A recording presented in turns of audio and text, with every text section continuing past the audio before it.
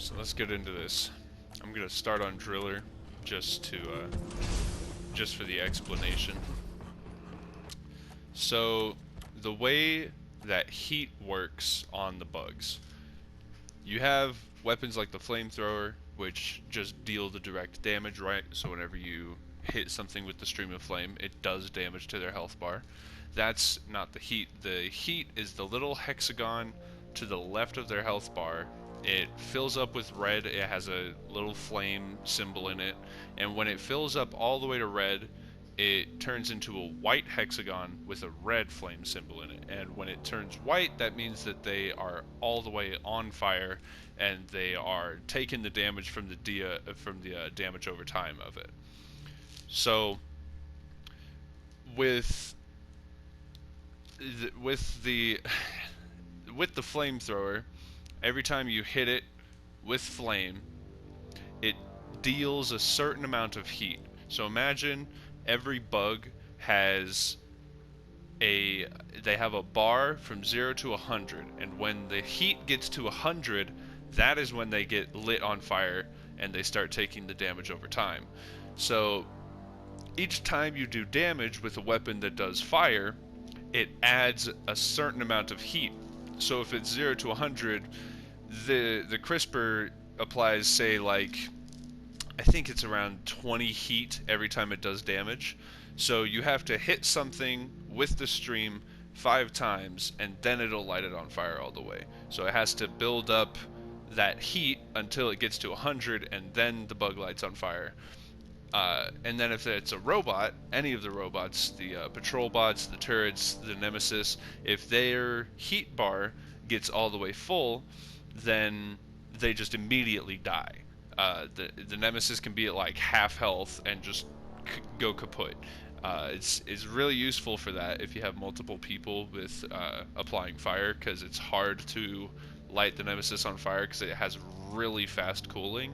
So you kind of have to have someone heating it up every time, like all the time, so that it doesn't have a chance to cool down. But that's just the nemesis. With the patrol bot, the more times you can hit it, the more heat that you will apply to it. So with Face Melter, you have a smaller tank, so you have less ammo, so that is less times that you can hit something and add heat to it. So you have less of a chance of fully lighting it on fire. That's not really a problem with Face Melter. If you have the triple filtered fuel, it increases the heat that you apply every time you deal damage, so it lights things on fire super fast and does really good direct damage with Face Melter. So that's a really good combo for that. I could go over all of the weapons that can deal heat or cold, because cold works the same way. They have another bar that's, imagine it's like one bar and the middle is at 0, and if you go up, it starts heating them up to 100, and then if you go down to negative 100, it starts freezing them until they're frozen when you get to negative 100. That's the way that it makes sense in my head, because it's either heating them up or cooling them down, and then and then they get frozen. So I think the EPC can light things on fire with one of its modifiers. The Sabata, I do not believe... No, that gets bonus damage to burning targets, but it doesn't light anything on fire. The microwave gun can sustain heat on things, and I think it can help build it up a little bit. No, I think that's wrong, actually. Yeah, no, it can just sustain the heat, so if there's an amount of temperature, whether it's heat or cold, built up on a bug, if you shoot it with the microwave gun, it'll stop it from either warming up from being frozen or cooling down from being on fire. So it keeps it there so that you can swap back to your other gun once it's like either reloaded with Born Ready or cooled down if it's the cryo cannon, and then you can keep freezing it or keep lighting it on fire, and you don't have to start over from 0 heat. Let's see. For the NG, none of his primaries do any fire damage, but the PGL has a fire damage mod. It works kind of odd. You should look up Lazy Maybe's video if you want more in depth on that. It goes over it. I don't want to get into it though because it's a lot to explain. The Breach Cutter has an overclock called Inferno, which makes it so that every time it's passing through an enemy and deals damage to them, it also applies heat. So that one can also light things on fire. And then the Shard Diffractor just lights things on fire by base, and then you can also make it light things on fire faster, which for this it's actually 4 times faster since it's 25% up to 100% direct target heating. With the Gunner, let's see, this one. With the Gunner, with the Lead Storm minigun, you can use Burning Hell, which will apply heat to anything in front of your gun, which is very useful. It also deals way more heat, like, per tick than a lot of stuff, so things get lit on fire almost immediately. Aggressive Venting will also light things on fire around you when you overheat, and it will just blow up and light them all on fire.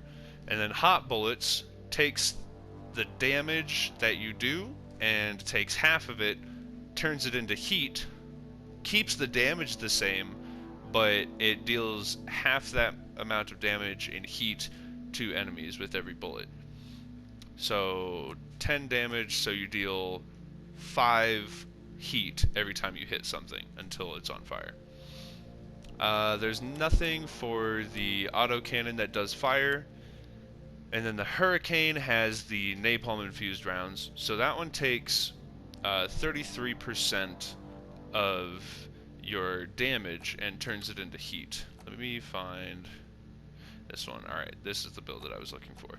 So if I put on napalm infused rounds, it would take this damage, which is a total of 60, the direct and the area damage, and it would take a third of that, 33% of it, which is a 20 damage, give or take, with the 33% not being a perfect third of it. And then it takes that 20 damage, turns it into 20 heat, and then deals that heat as well as the full 60 damage to whatever you're shooting. So you shoot it, and it takes 20 heat to its heat bar.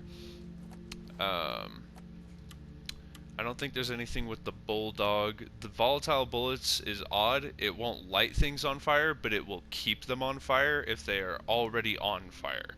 So if they're on fire and you shoot them, it'll keep them on fire. That way you can shoot them again with it and do the extra bonus damage from them still being on fire. The Burt doesn't do anything. The coil gun has Hellfire, which I don't think you've used the coil gun in any of your videos so far, but the way it works is it's basically a rail gun. Wherever you shoot, it leaves a trail from where your gun was to wherever your pointer was. So it also tunnels through a moderate amount of terrain as well. And then anything in that trail, because the trail lingers for a few seconds, anything in the trail starts to take damage. Hellfire makes that trail bigger, and it makes it apply heat to all the bugs in it as well, so it lights them on fire. And then for the Scout, there is 2 ways here. Aggressive Venting, which will just light everything on fire, like, immediately. Shield Battery Booster, not shield battery booster, sorry, thermal exhaust feedback. So whenever you get to 50% heat buildup on your gun, you start dealing 5 heat every shot to whatever you hit. So you can build that up pretty quick with the drag 25 and its insane rate of fire, and light things on fire pretty fast with that. Then there's the Bolt Shark, which has fire bolts. These you just shoot at the ground or into a bug, and anything in the radius of the bolt will start gaining heat. It doesn't have fall off, so even if something's right next to the bolt or a foot away or like a meter away from the bolt, it will still gain the same amount of fire or the same amount of heat, but it'll leave the the diameter of the firebolt, and then it'll stop taking heat. So you kind of got to kite things through it. Good thing to do with that is pheromone bolts. You can shoot bigger targets like Praetorians or oppressors or even wardens, just problem bugs really, and then shoot that bug with a firebolt or two. Everything that swarms that bug will start catching fire, and they will spread fire to each other because they all become heat sources once they're on fire, and then they start spreading heat to other bugs. So that's really useful with the Bolt Shark in specific, with the Pheromone Bolt combo. So you don't have to run Pheromone Grenades if you would rather run IFGs or Cryo Grenades or the Boomerang. Can my blanket get off my foot? Thank you. The Zhukovs don't do anything heat related, but they do have cryo stuff. It works the same way, just for freezing them instead of lighting them on fire. And then the Boomstick has white phosphorus shells, which works the same as hot bullets basically. So it takes your damage that you deal per pellet, which is 12, and then you have 8 pellets, and it takes this damage number and it cuts it in half, so then it becomes 6, and it deals the 12 damage per pellet, and it also deals 6 heat per pellet. So if you have 8 pellets and they're each doing 6 heat, that's 48 heat dealt if all the pellets hit. So you shoot something twice and it's on fire, essentially. And then I think that's actually it for the things that set things on fire, aside from incendiary grenades. Yeah, I think that's it. So yeah, those are all the ways that you can set things on fire. And now you know how the heat works if you watched this video. I don't know if you are going to, but it'd be cool if you did. Anyways, yeah, that's how heat works. I hope it helps, and I hope you make good use of it. Rock and stone, miner.